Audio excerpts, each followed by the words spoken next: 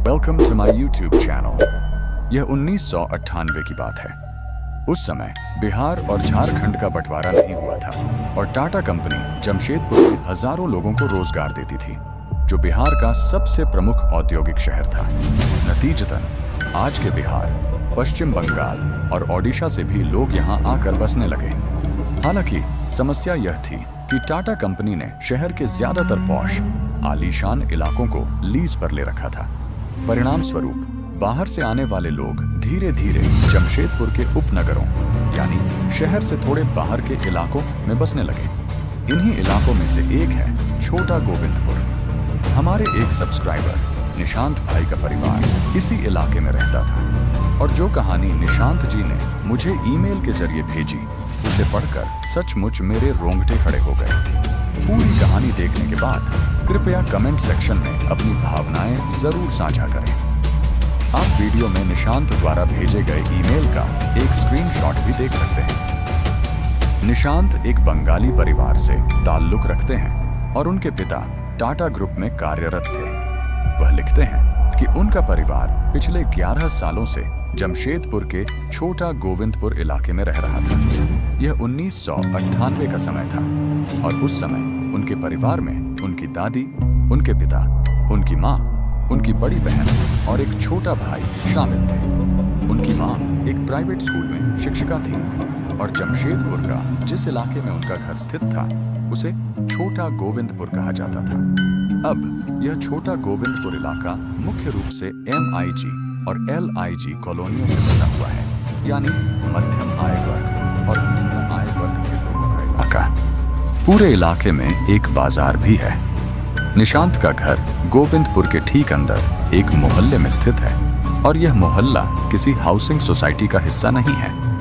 जो पूरी घटना आप आगे सुनने वाले हैं वह उस समय के कई अलग अलग कारणों की वजह से घटी थी और शायद आज की सोसाइटियों में वे कारण मौजूद नहीं है। इस पूरी कहानी को समझने के लिए आपको उस समय के जमशेदपुर की सामाजिक आर्थिक संरचना के बारे में थोड़ी बहुत जानकारी होना जरूरी है।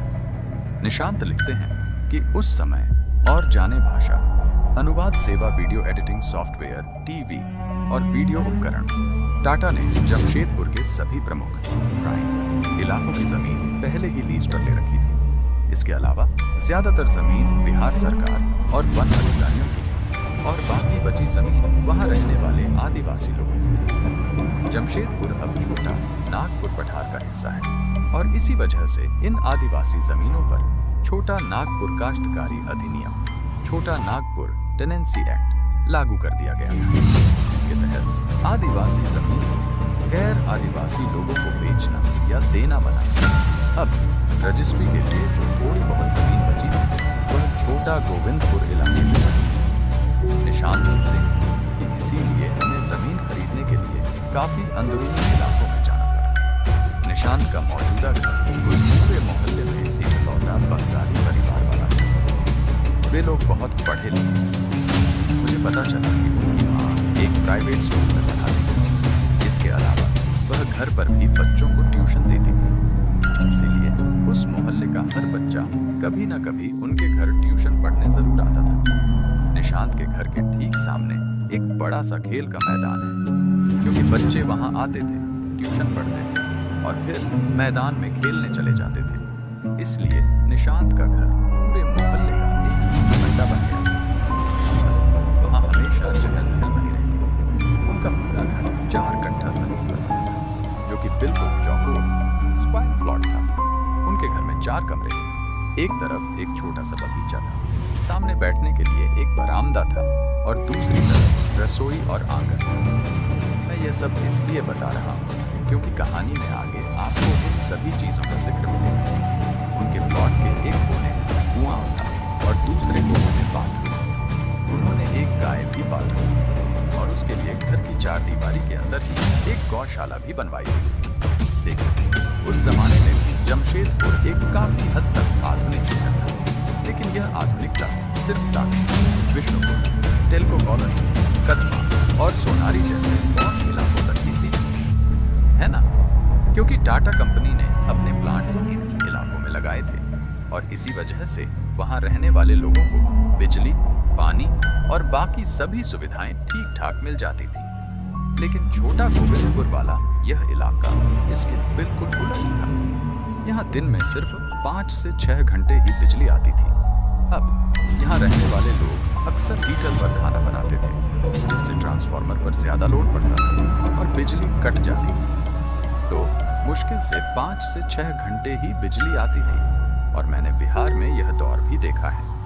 वहाँ कभी भी 5 से 6 घंटे से ज्यादा बिजली नहीं रही। निशांत लिखते हैं कि हमारा बचपन पूरी तरह से बेफिक्री में बीता। हम सभी भाई बहन स्कूल जाते, वापस आकर खेलते और दूसरे शब्दों में कहें तो यह पूरी तरह से तनाव मुक्त जिंदगी थी। लेकिन यह तनाव मुक्त जिंदगी सिर्फ दिन तक ही सीमित थी। वह लिखते हैं कि शाम होते होते आस पड़ोस के लोग आपस में बातचीत करने लगते।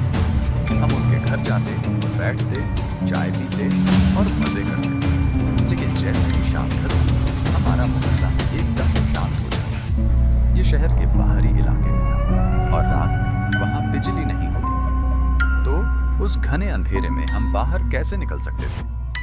मोहल्ले में हम सभी लोग घर के अंदर ही रहना पसंद करते थे। उनके घर के सामने का मैदान, जो दिन भर बच्चों के खेलने की आवाजों से गुलजार रहता था, वह एकदम सन्नाटे में डूब जाता था।